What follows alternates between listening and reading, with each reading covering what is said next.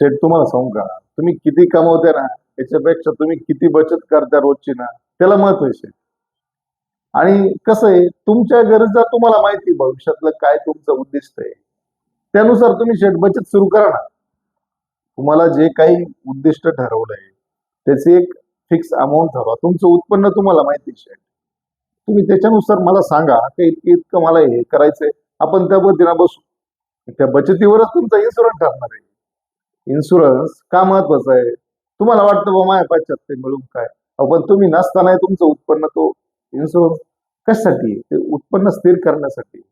आणि बचत तुम्हाला ही कायमस्वरूपी कमाई करून देते.